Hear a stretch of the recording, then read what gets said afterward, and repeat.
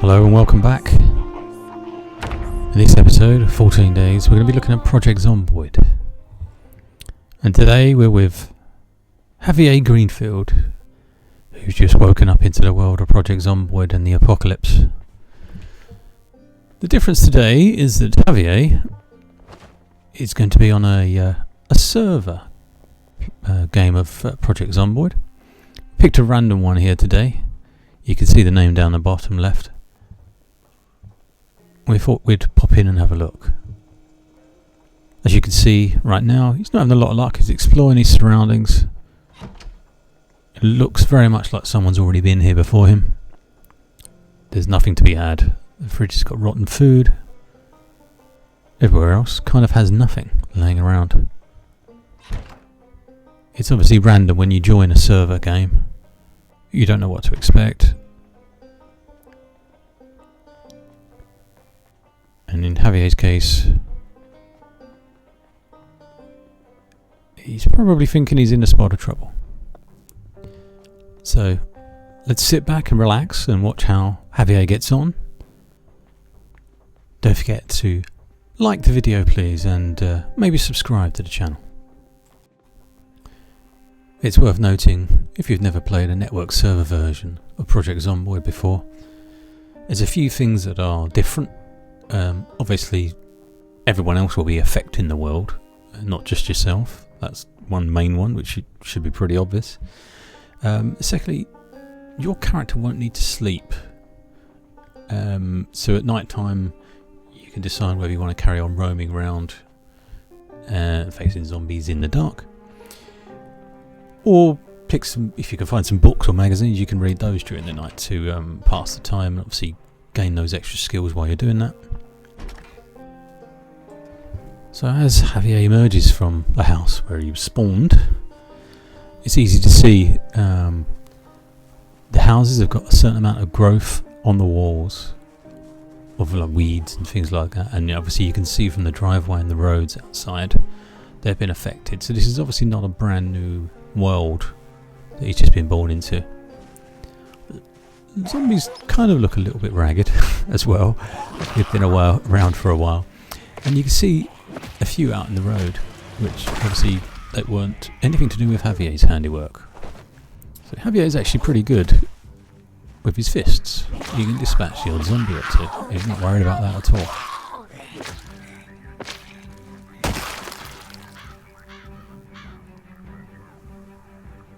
Not a lot to grab though. Obviously what we can do, first things first, get some rags so we can create bandages just in case for later.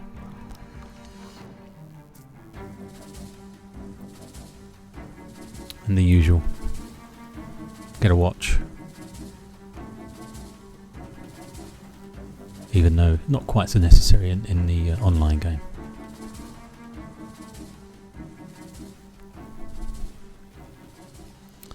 So as you can see again, this next house coming up, both the front windows are smashed.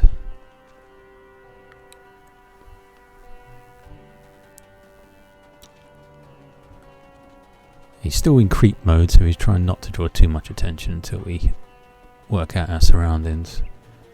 You can also see the doors open on that house as well, up at the top. And we've got a little gang outside the house next at the bottom there.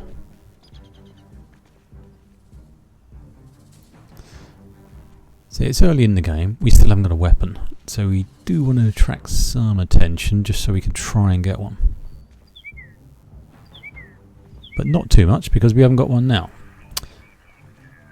Next thing you'll notice, the floor's all kind of brown.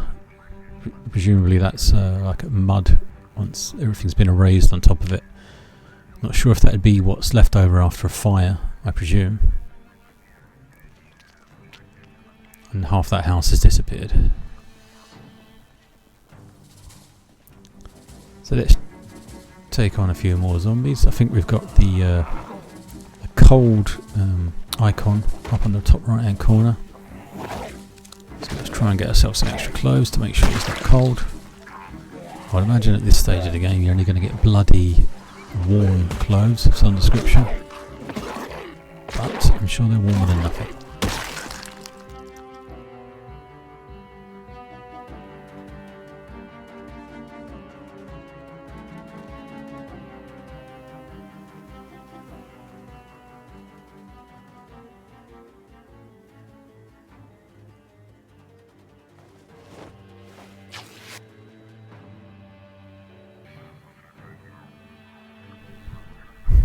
And here we have the empty house with looks like a bit of first story bedroom left at the top there. It's just gone out of view, which we can't actually get to. Not sure where the staircase has gone.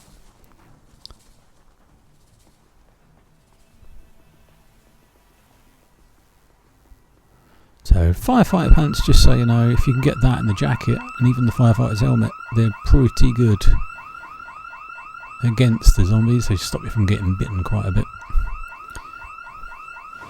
Meat cleaver, probably not quite so good a weapon, so we'll take it just in case. Obviously you do have to be aware of the alarm going off, which shouldn't go off because there is no building left. That will attract zombies, but fully prepared to jump over the big fence and just make our way away from the area anyway.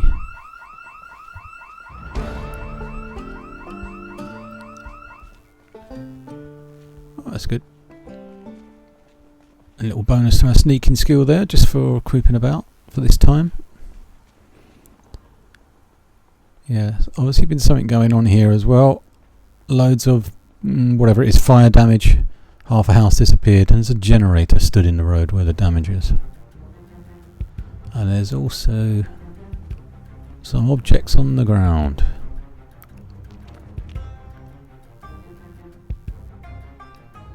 Not a lot in the cupboard. Always grab a pen if you're going to be hanging around for any amount of time, so you can mark up your map if you decide to mark up a map. What we can do now is, as we've got Dead Man's dirty bloody clothing on, we can give it all a good wash.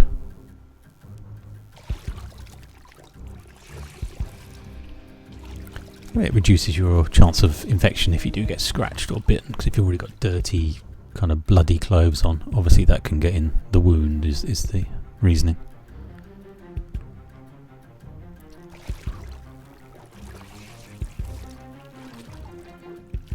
Don't think he's going to get crept up on doing this because there are no walls to hide behind.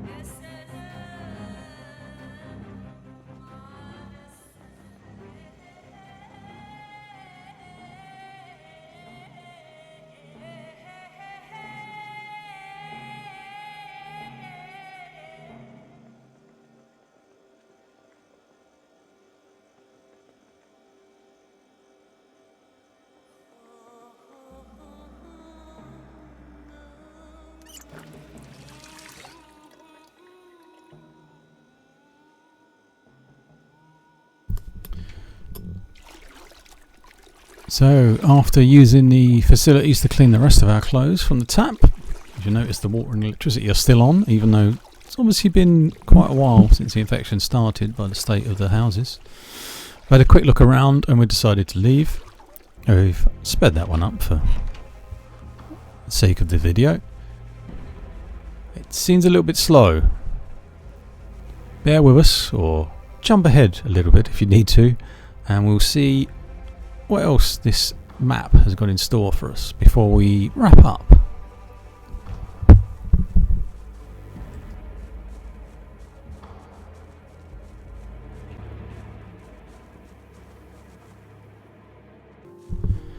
Okay, just for the record, we have just searched that house again, completely empty. Doors are open. As you can see, there's definitely been signs of activity here previously. There's 2 generators in a piece of scorched earth with a zombie standing next to them. So let's get rid of the zombies. And you can see some weird effect has just taken place. Is while we're standing in the middle of the generators, we can actually see quite a long way around us, even though it's pitch black. And when we walk away, there we go. Completely black again. Try that one again.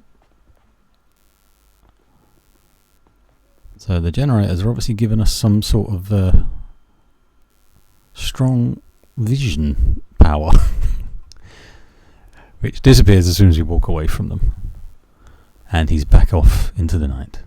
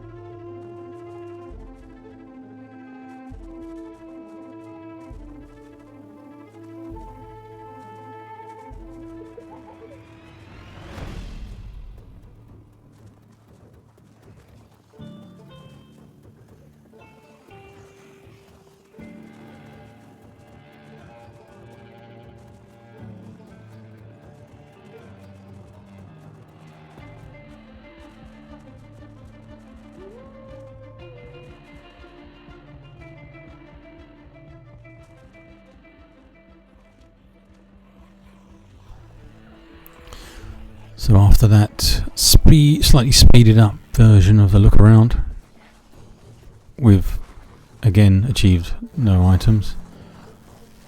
Just try and dispatch these 2 zombies. He's struggling a little bit now. He's very hungry and thirsty at this point. Just give yourself a bit of distance and try and start again. It's very difficult if you haven't got a ranged weapon of any sorts, and if they're not falling over, you're going to struggle. You need quite a good command of the controls. Otherwise, they're going to take nips out of you, or at least scratch you. And we all know what that means.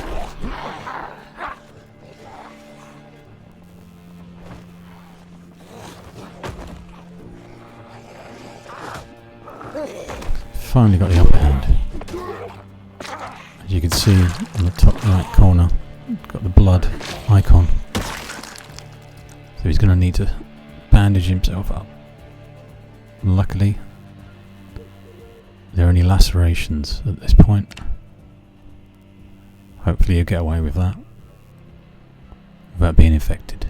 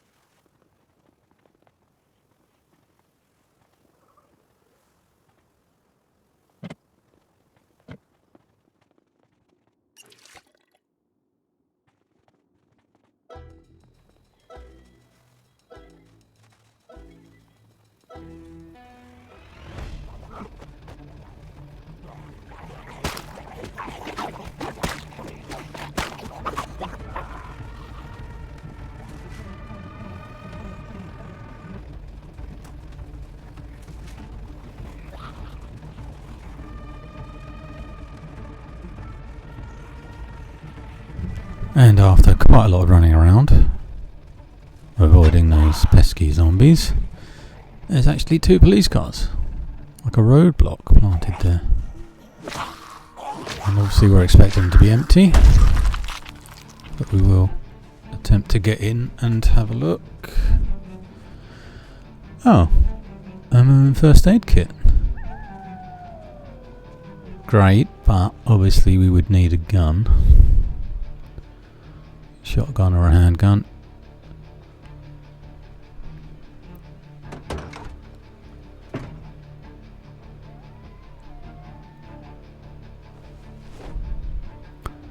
And anything?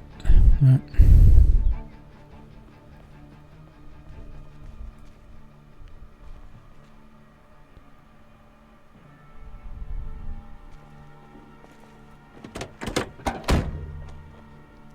There is a key, but I'm not sure that's the right one for the car. I could be wrong.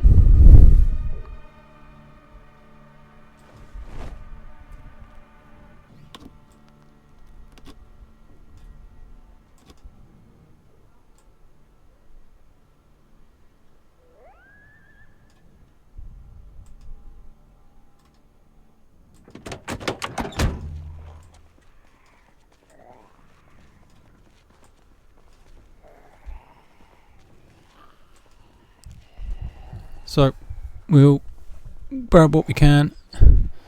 See, there's a part for a gun and a zombie creeping up on the dark, in the dark there. More shotguns. I think we're going to worry too much about the shotgun shells. Sorry, not the shotgun. At this point, as you can see, the land around this has all been destroyed mostly. I imagine they must have had quite a lot of fires in whatever they were doing on this server before we arrived.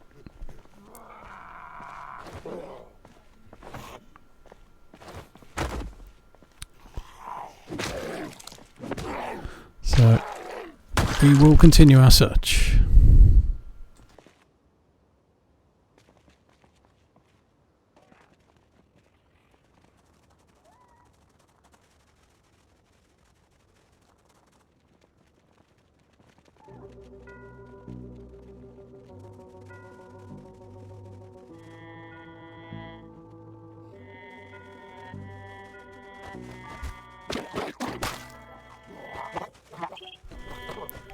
So now we're going to indulge in some running around and getting ourselves into general trouble. See if there's anything we can quickly grab. And one of those, as you go, you can get yourself deeper and deeper into trouble. And yeah, the water we was using earlier on has disappeared. It's evaporated from the pot. Don't think we need to clean our clothes anymore anyway.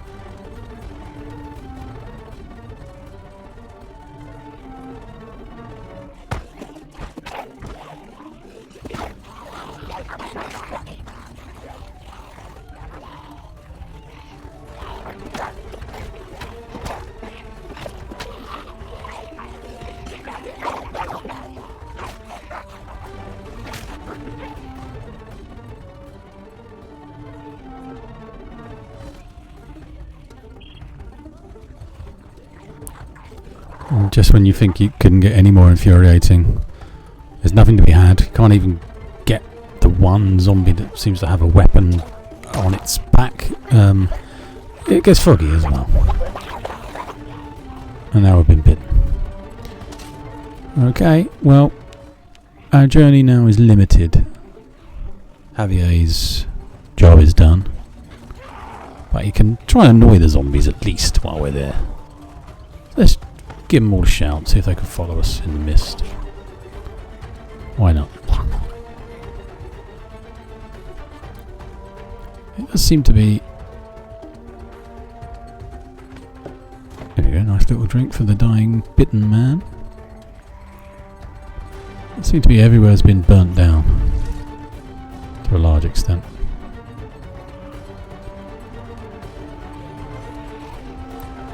All the floor's been removed. I don't know, I wasn't there.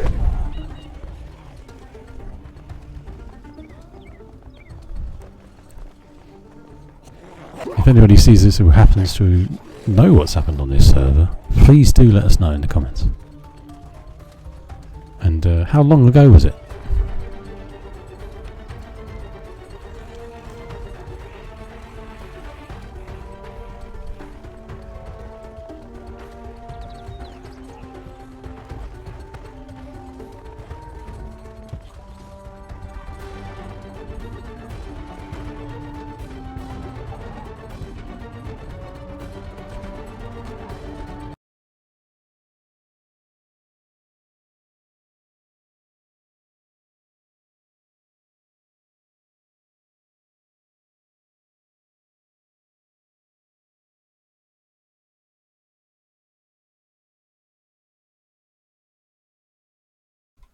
Okay, I think we might... Right, surely a warehouse. We'll find something in a warehouse. Get that door shut, man. Javier, get in and shut the door. He's being capable of shutting the door at the moment. So, radio and paint, not going to help us too much. The metal bar. First potential weapon we've found. Apart from a rolling pin.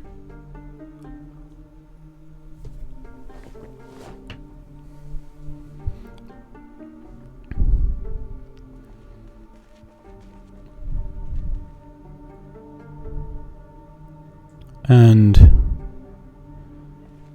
everywhere we look, there's disappointment.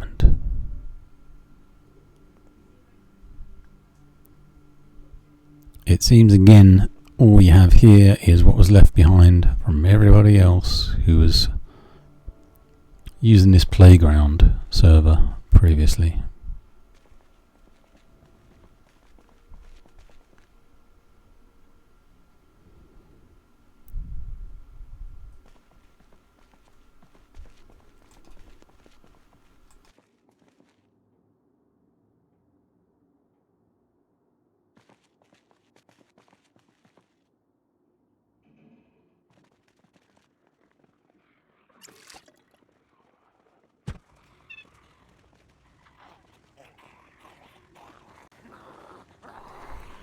And as we watch Javier in his final dealings for today with some more of the zombies, we'll say thank you for watching.